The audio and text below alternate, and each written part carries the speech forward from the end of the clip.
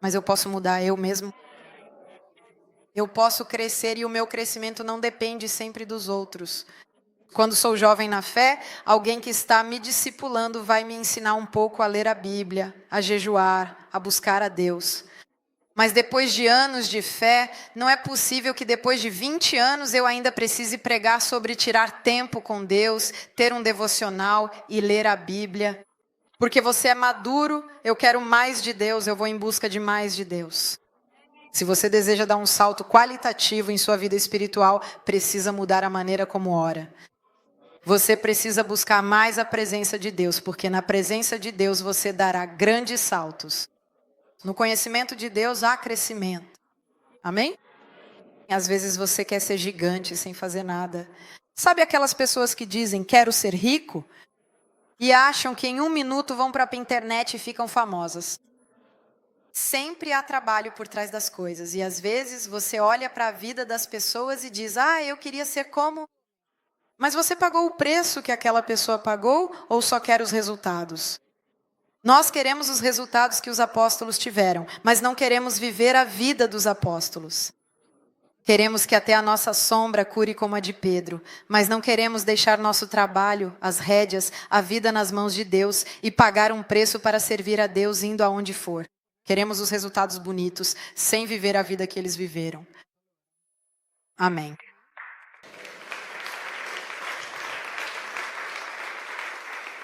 A Bíblia também fala em Marcos 4, 26 a 29, que fala sempre de uma semente que cresce. E depois em João 15, do 1 ao 8, está, eu sou a videira e vocês são os ramos. Ali Jesus ensina que para crescer você precisa estar conectado a Ele. Qual é o segredo do crescimento? Estar conectado a Deus. Em Efésios 4, 15 e 16, diz assim, mas seguindo a verdade em amor, cresçamos em tudo. Como é em tudo? Crescer em tudo significa que eu cresço espiritualmente. Eu também cresço na minha vida mental, leio livros. Eu sei que na Itália não estamos acostumados. Escute, hoje não há desculpas. Audiolivros, não está com vontade de ler? Escute, faça um curso de qualquer coisa para crescer em uma área onde você é fraco ou espiritual. Se você quer crescer em cuidado da alma, faça o curso de cuidado da alma. Se quer crescer em empreendimentos, faça um curso para saber como se faz empreendimentos, cresça em tudo. Nós nascemos para sempre seguir em frente e não para trás. Olhe como você é feito, olhe para a nossa anatomia, os pés para frente, a boca para frente, as mãos vão para frente e não para trás. Deus nos criou para irmos adiante, tanto que você pode até ir para trás, mas isso não é natural, o natural é ir para frente. Amém. O problema é que muitas vezes queremos seguir em frente olhando para trás, e quando você vai para frente olhando para trás, o que acontece? Você acaba batendo. Muita gente está batendo de frente na própria vida porque fica pensando em quem os deixou. Quem se importa, problema dele. Se te deixou, você é uma pessoa maravilhosa. É ele quem está perdendo. Pare de olhar para trás. Pare de olhar para trás, siga em frente. A Bíblia diz, com os olhos fixos em Jesus, não fixos no passado, não fixos na pessoa, fixos em Jesus, o autor e consumador da nossa fé, fixos nele. É Ele quem me dá força, é Ele quem me dá graça, é com Ele que eu caminho, é para frente que eu vou. Amém. Mas ontem foi um dia ruim, isso foi ontem, levante-se hoje e recomece. Na Bíblia, eles faziam um sacrifício por dia, todos os dias. Aliás, a palavra de Deus diz, a tristeza pode durar até a noite, mas a alegria vem já pela manhã. Temos que parar de procurar lá. Amém? E devemos olhar para Ele à medida que crescemos. Veja o que a Bíblia diz. Cresçamos em tudo naquele que é a cabeça, isto é, Cristo. Dele, todo o corpo, bem ajustado e bem conectado, por meio da ajuda fornecida por todas as juntas, cresce conforme o seu próprio desenvolvimento. Diga comigo, desenvolvimento, na medida da força de cada parte individual para edificar a si mesmo, no amor. Então, o crescimento é o plano de Deus para nós, o crescimento. Por que eu declarei 5.000? Porque a igreja Agora nós temos uma reunião com a nossa liderança, onde vamos analisar como podemos crescer ainda mais. Não dizendo, nós somos a melhor igreja, somos bons. Não, onde estamos errando? A primeira coisa que uma pessoa deve fazer é, onde estou errando no meu relacionamento com Deus, que não estou vivendo milagres, que vivo sempre na angústia, que nada dá certo. Não podemos dizer que a culpa é sempre do mundo todo. O que é? Só nós é que temos a nuvem negra. Se você cuida de um life, por quê? Por que o meu life não se multiplica? Ou porque cresce? E depois perco pessoas? Porque não vejo as pessoas que estão comigo crescendo? Estou aqui há 20 anos e ainda tenho o mesmo problema. Não quero dizer que na vida não teremos problemas, mas seria bom ter outros, não só os mesmos, certo? Alguém diz, ontem eu tinha um problema na perna, hoje talvez seja no braço. Porém, vamos mudar de problema. Não pode ser que durante toda a sua vida o seu problema seja a sua mãe. Chega. Você tem 95 anos, ela já está com Jesus. Chega de culpar todo mundo. Amém. E é importante, digam como é importante fazer os cálculos. Se Deus criou um número em um livro com os números dos cálculos, sim. Se a minha vida é saudável, ela cresce e se multiplica. Se é saudável, se não, o que está faltando? Porque às vezes tem também outro problema que acontece, que as pessoas olham e ninguém nunca está pronto. Como eu não suporto isso? As pessoas nunca estão prontas. Isso ainda precisa mudar, isso ainda precisa mudar. Porque você já mudou, já é santo imediatamente. Estamos todos correndo. Precisamos incentivar as pessoas a crescerem. Não espere que sejam perfeitos. Ainda não somos perfeitos. Existe um mínimo, obviamente, um mínimo de moralidade, segundo a palavra de Deus, mas depois falha, voa, falha, cresce. As pessoas crescem quando fazem algo para Deus. Amém? Você sabe quantas vezes agradeci a Deus por ser pastor? Porque havia coisas que eu dizia que faria, mas depois pensava, não posso fazer, eu preciso dar o exemplo. É bom, é bom. O pastor Tanti me contava sobre ele em um grupo, um empresário tem um grupo em sua empresa, onde convida todos os seus amigos, até mesmo não crentes, budistas, para participar desse tipo de life group. E ele dizia que havia um homem que ele considerava cheio de potencial, mas ainda todo desorganizado. E um dia ele disse, na próxima semana vou fazer com que você traga a palavra de Deus. E ele disse que era uma estratégia, porque era um líder e sempre dizia, nós devemos viver aquilo que pregamos. E disse que em uma semana parou de beber e de fumar.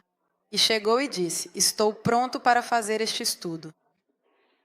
Porque quando você é uma pessoa coerente e tem a responsabilidade de ser a boca de Deus, você também começa a mudar a sua vida. Amém? Nós precisamos crescer e acreditar que todos nós nascemos para ser ministros de Deus. Não há ninguém que deva ficar apenas sentado vindo aos domingos. Mas o segredo é manter os olhos fixos em Jesus, o autor e consumador da nossa fé. Não com os olhos fixos nas suas coisas, não com os olhos fixos no seu trabalho, não com os olhos fixos no seu passado, não com os olhos fixos nos seus problemas, mas com os olhos fixos nele. Enquanto você serve a Deus, não terá tempo para pensar nos seus problemas, eu te garanto. Você não tem tempo, está ali servindo a Deus, servindo aos outros. E enquanto serve aos outros, Deus cuidará das suas coisas. Amém. Mas se você continuar se concentrando em si mesmo, em algum momento você abre os olhos e percebe que você é o seu próprio problema. Porque você fica tão envolvido que não consegue mais sair disso. Por isso o Senhor disse, os olhos vão para lá. Se você quer crescer, amém. E nós queremos crescer e queremos contar os números do nosso crescimento para poder seguir em frente e nunca para trás. Amém. Vocês estão comigo? Estive em Nova York jantando com um casal de jovens que estará conosco na igreja. E ele era indiano. Quando conheci essa moça, ela o apresentou a Jesus e disse claramente que para ficar com ela, ele precisava estar com Jesus ou seguir a fé. Caso contrário, o relacionamento não existiria. Porque quando você tem Deus acima de tudo, você não se casa com alguém que não tem Deus, certo? Se Deus vem em primeiro lugar para mim, eu não me coloco em segundo lugar. A Bíblia diz, não se coloque em um jugo desigual. Ou seja, não fique com alguém que não quer saber de fé. Geralmente procuramos alguém que possa caminhar junto comigo, certo? É como alguém de direita se casar com alguém de esquerda, não deve se casar nem aí. Porque o que você faz briga a vida toda? Não, você procura alguém que pense como você, certo? É normal, crente com crente. E ele dizia que, enfim, teve que enfrentar a família dele, teve que se impor diante de algumas pessoas por Deus. E eu pensava, quanto nos é pedido para renunciar? E como realmente quase ninguém mais usa essa palavra de renunciar a algo para ser melhor.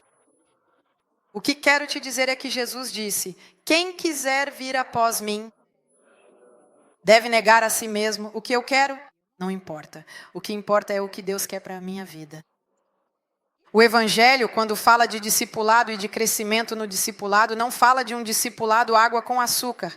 Porque Deus quer pessoas fortes, ou só você quer pessoas fortes trabalhando com você. Se eu tiver que escolher alguém ao meu lado, não é que eu diga, bem, alguém assim preguiçoso, alguém um pouco lento, alguém que mesmo chegando sempre atrasado, está tudo bem. Mesmo que não trabalhe, ele vai.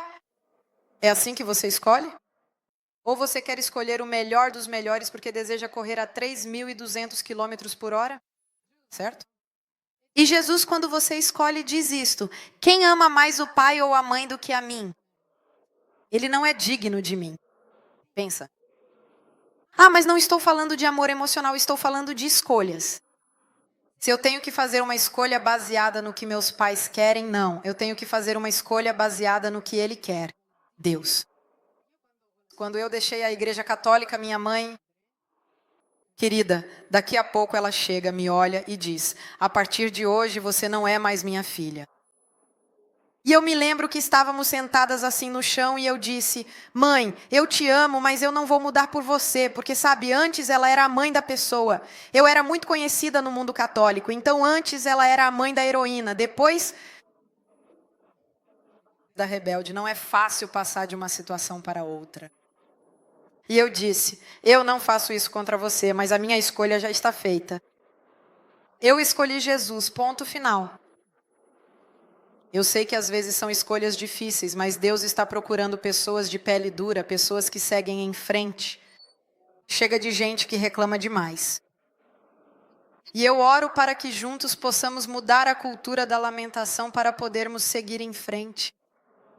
Eu me sentei com algumas pessoas, conheci alguns jovens, gente que começa empreendimentos, assim, eu com 18 anos. Vocês sabem que na cultura americana, quando você faz 18 anos, vai para a universidade, vocês sabiam que nunca mais voltam para casa, homens ou mulheres?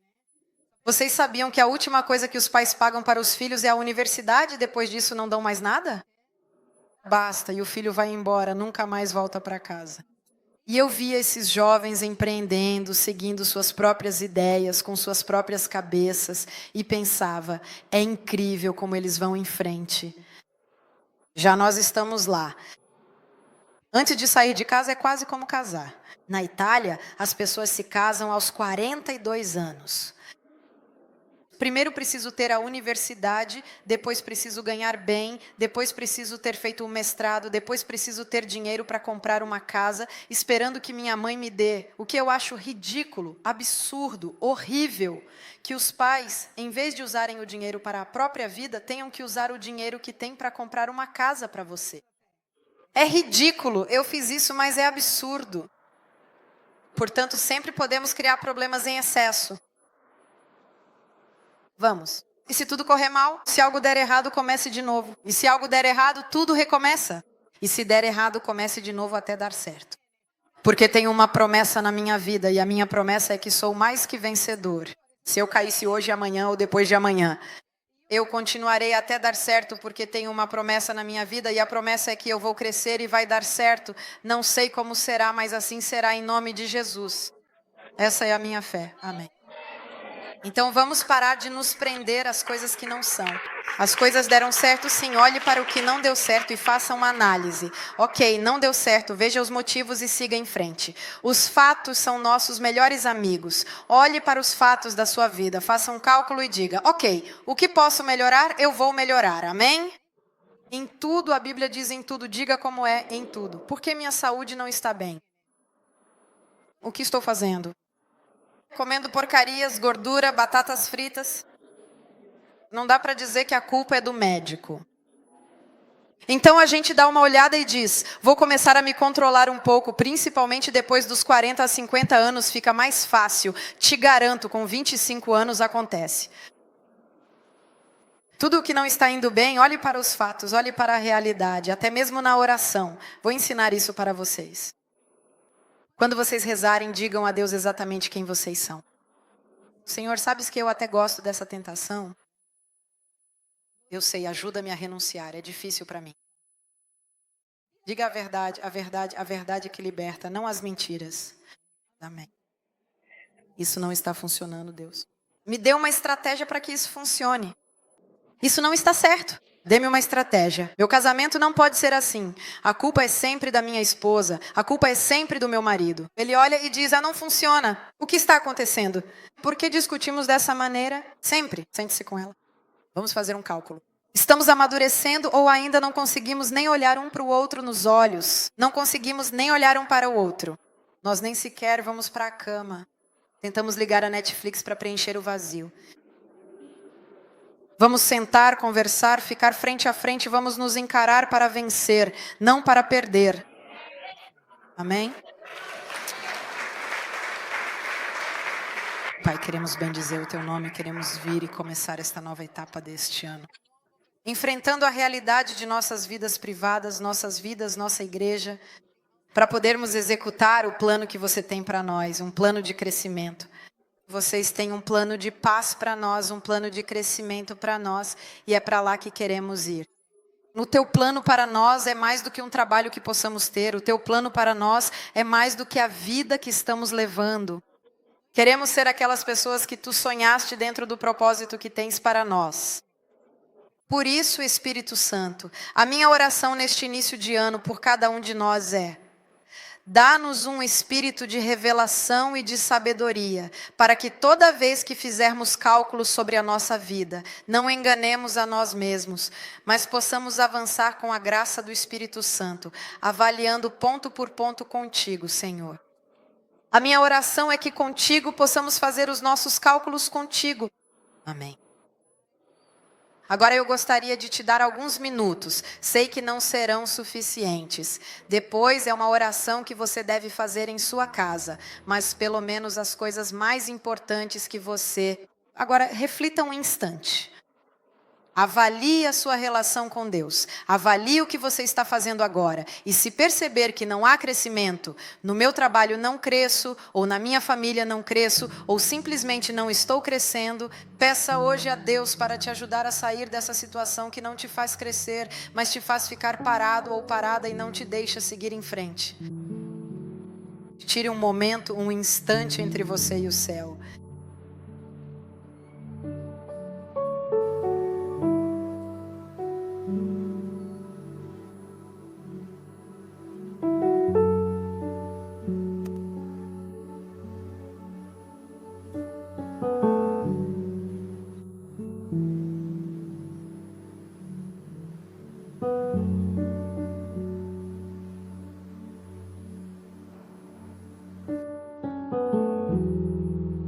Deus do crescimento, que deu à tua igreja alguns como apóstolos, outros como mestres, profetas, evangelistas e doutores, para que possamos alcançar a estatura do homem perfeito, Jesus Cristo. O motivo pelo qual criaste a tua igreja com todos os ministérios é para nos fazer crescer até a estatura do homem perfeito. Jesus Cristo, esse é o nosso objetivo. Falar como Ele, perdoar como Ele, caminhar como Ele, amar como Ele, servir como Ele, abençoar como Ele. Que é um espírito de engano que atua em nossas mentes, em nome e na autoridade do nome de Jesus. Afaste-se da nossa vida, que é um espírito de engano, que quer apenas que trabalhemos em nossa performance sem um objetivo. Por favor, saia da nossa existência. que é um espírito de engano, que nos mantém prisioneiros em nossos próprios pensamentos, iludindo a nós mesmos, que se afaste da vida desta igreja, em nome e na autoridade do nome de Jesus, que é um espírito de revelação. E que a sabedoria, a verdadeira sabedoria, cubra a sua vida e também a minha, neste novo começo de ano. Converse com Ele um instante.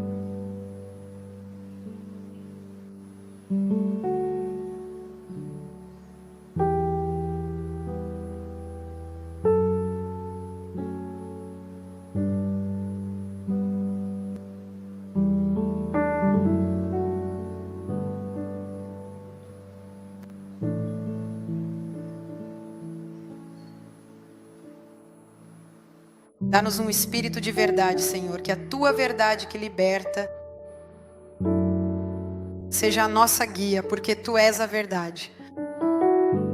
Espírito Santo, que esta semana seja uma semana em que Tu nos ensines. O Evangelho de Lucas diz que antes de construir uma torre, você deve fazer cálculos para depois não viver na vergonha, dizendo a todos: vou construir a torre. E depois você não a constrói, porque não fez os cálculos para construí-la? E diz: assim é ser meu discípulo. Você deve calcular se quer ser meu discípulo, sem dizer se você é Jesus. E sem levar em conta o que há para pagar, para fazer, para crescer. E então, quando você calculou, diz: estou dentro e assim não passará vergonha, porque o seu sim será sim e o seu não será não. Que um espírito de revelação e de sabedoria cubra as nossas vidas. E que esse processo de encarar a verdade e os resultados aconteça em nome de Jesus. Não para o nosso orgulho, mas para compreendermos a nossa temperatura espiritual e trabalharmos em nossa vida de maneira intensa, profunda e séria. Porque queremos crescer em todas as áreas, espírito, alma, corpo, igreja, em nome de Jesus. Amém. Antes de concluir, se há alguém aqui hoje pela primeira vez, se é a primeira vez que você está neste lugar, veio com um amigo, com uma amiga, alguém te acompanhou e você nunca entregou sua vida a Deus dizendo: ó Senhor, quero entregar minha vida a Ti, ou quero voltar para Ti. Antes de irmos embora, quero te convidar a vir aqui, pois queremos fazer uma oração com você. Mesmo que você esteja aqui pela primeira vez, queremos orar com vocês. E queremos convidá-los a virem aqui à frente. Queremos fazer essa oração com vocês. Vocês podem vir sozinhos, acompanhados de um amigo, de uma amiga, para receber essa oração. E permita que Jesus inicie o seu crescimento. Porque se você está aqui hoje, é porque Deus quer te levar de glória em glória, para te fazer crescer cada vez mais na presença dEle. E nós realmente queremos orar para que isso aconteça. Amém? Às vezes precisamos voltar para Deus para crescer. Às vezes começamos bem, mas paramos no meio do caminho. E Ele trouxe vocês aqui hoje para dizer: ainda há mais, não acabou tudo. Seu passado jamais prediz seu futuro. Ontem foi ruim, hoje é um novo dia e Deus garantirá que desta vez seja diferente, porque Ele te ama profundamente. Amém? Então eu gostaria de pedir aos pastores, às pessoas que estão aqui, aos líderes comunitários, que venham orar com cada um deles. Fique aí perto e primeiro eu quero fazer esta oração com você, muito simples. Peça aos seus olhos que não olhem para ninguém. Concentrem-se em Deus e digam: Senhor Jesus, hoje estou aqui para entregar minha vida a Ti, porque quero crescer. Quero Te convidar a entrar no meu coração, na minha existência. Tu que bate a minha porta, hoje quero Te dizer com meu livre arbítrio: entra na minha vida, transforma a minha casa, a minha história. Transforma a minha existência em nome de Jesus. E agora nós oramos por eles rapidamente. E aos outros, enquanto estamos orando por eles, que Deus continue a abençoar vocês. Empower 2025, o ano do treinamento e do fortalecimento espiritual.